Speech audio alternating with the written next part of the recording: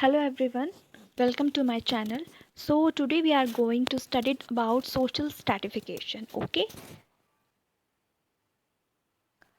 first introduction.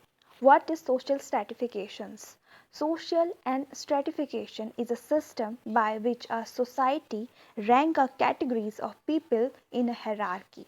So before we are going to start, हमें ये जान लेना जरूरी है कि what is social stratification. Social and स्ट्रैटिफिकेशंस आप यहाँ देख सकते हैं. यहाँ पर सोशल एंड स्ट्रैटिफिकेशन लिखा हुआ है. So what is social? First हमको ये जानना जरूरी है. तो सोशल क्या होता है? जो कि सोसाइटी ने बनाया है, जो कि सोसाइटी में क्या है, रहता है. And what is stratification? Stratification it is a system जिसमें क्या होता है, जो सोसाइटी होती है वो क्या करती है, एक स्टेटस क्रिएट करती है. और उस स्टेटा में क्या करती है, वो हायरार्की बनाती है जिसमें लोगों को वो अरेंज करती है. इस तरीके से एक हायरार्की क्रिएट की जाती है. तो social stratification is a system by which a society rank a categories of people in a hierarchy because सारे सोसाइटी में जो लोग होते हैं, पीपल होते हैं, वो सेम नहीं होते, है ना. Some are rich, some are poor, some are middle class. So ये एक हायरार्की है बिकॉज उनका लाइफ स्टाइल्स, उनका जीने का तरीका, ये सब कुछ क्या है, अलग अलग होता है. इसीलिए उनमें एक स्ट्रैटिफिकेशन बनाया गया है. Okay, so what is the meaning of social stratification? कि कैसे स्ट्रैटिफिकेशन वर्ड हम सोशियोलॉजी में पढ़ने लग गए. सो यहाँ देखिए, the term stratification derived from geological concept that is strata.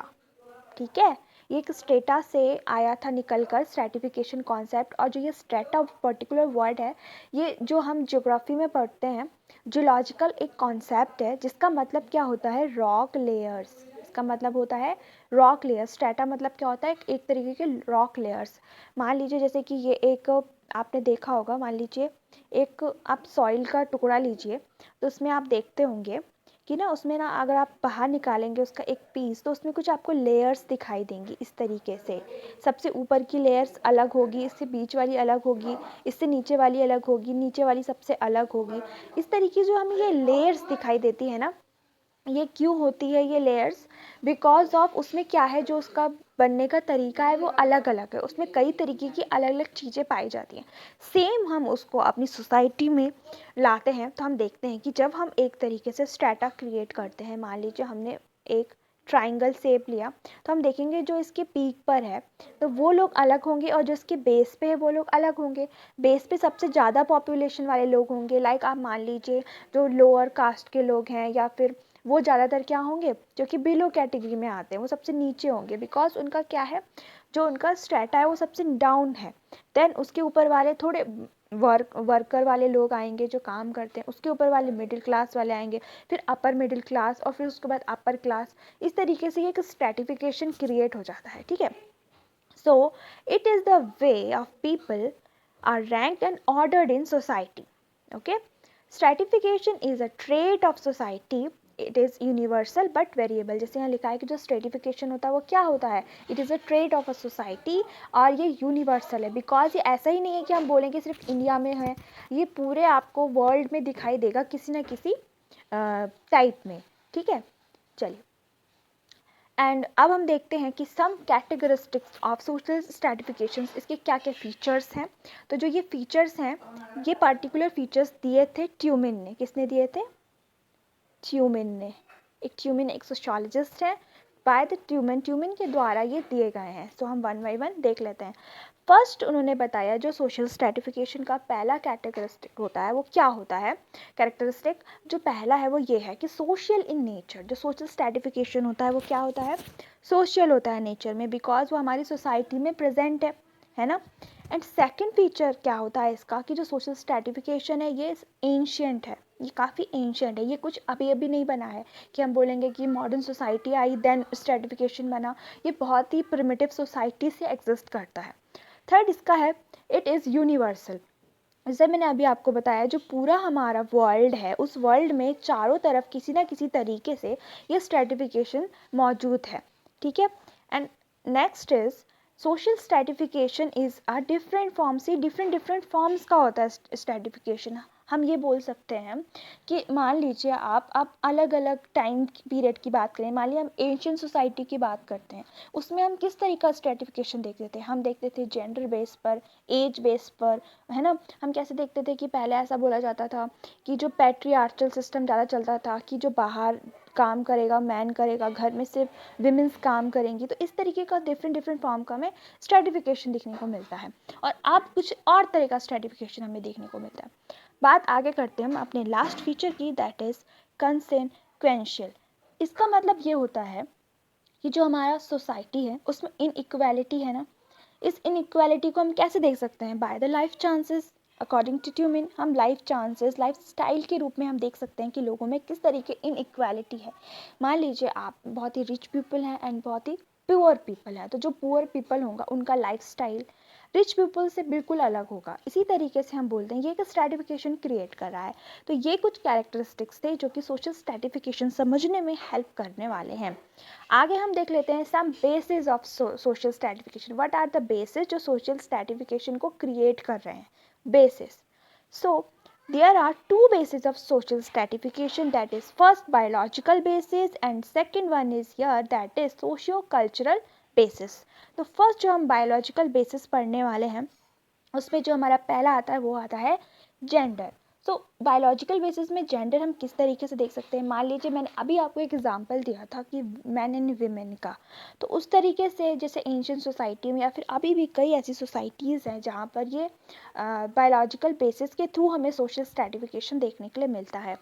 मान लीजिए आपको बहुत ऐसे जगह हैं, या पहले भी ऐसा इंडिया में ही हमारे ऐसा होता था कि जो आर्मीज होती थी उसमें हम लोग क्या करते थे, वीमेंस का कंट्रीब्यूशन बिल्कुल ज़ीरो था। तो ये क्यों था, ये एक जेंडर बेस्ड स्ट्रेटिफिकेशन है। लोग ये मानते थे कि जो वीमेंस हैं वो आर्मी ज्वाइन नहीं कर सकती, बट अब ये क्या हो गया है, ये सब चेंज हो गया है, वो बात अलग है, बट कहीं ना कहीं स्टिल ये स्ट्रेटिफिकेशन देखने के लिए मिलता है।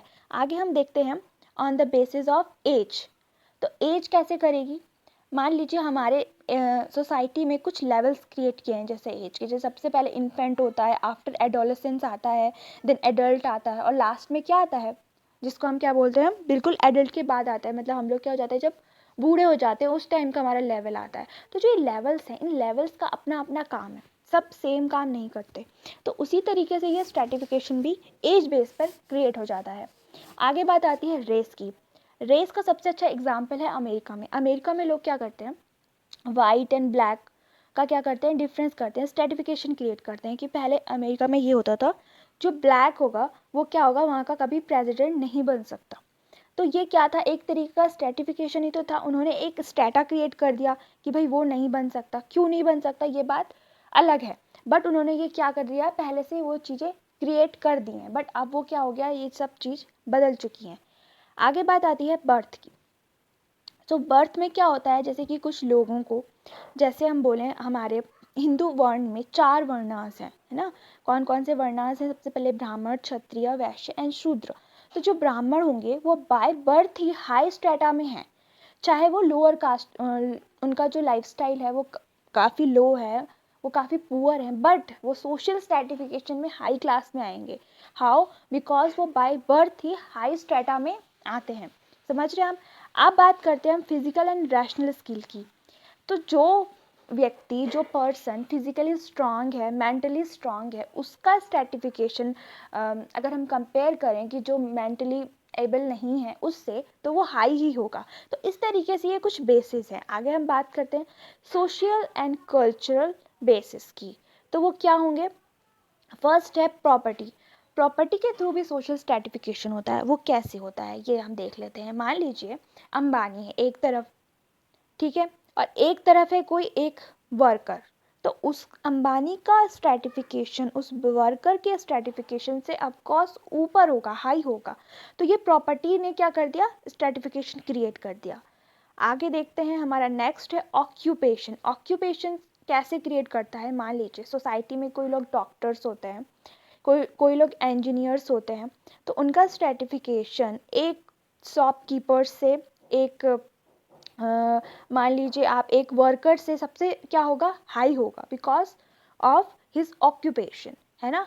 नेक्स्ट देखते हैं रिलीजियस नॉलेज। रिलीजियस नॉलेज हम कैसे देख सकते हैं, मान लीजिए जो बड़े बड़े सेंट्स होते हैं, बड़े बड़े पुजारीज होते हैं, उनका जो रिलीजियस नॉलेज होता है वो एक आम लोगों से हाई होता है। इसीलिए जो मान लीजिए कोई बड़ा आदमी है तो वो भी उस मंदिर में जाता है तो वो उसके क्या करता है, उसके आगे झुकता है, बिकॉज उसका रिलीजियस नॉलेज ज़्यादा है, लोग ये मानते ज़्यादा हैं।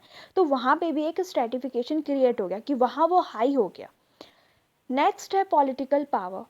तो जो पॉलिटिकल पावर है वो किस तरीके से स्ट्रेटिफिकेशन क्रिएट करती है, तो हम ये देखते हैं जिनके पास पावर होती है, जो हाई अथॉरिटी में बैठे रहते हैं, जैसे हमारे बड़े बड़े पॉलिटिकल लीडर हैं, वो एक हाई क्लास के हो गए, हाई स्ट्रेटिफिकेशन उन्होंने क्रिएट किया।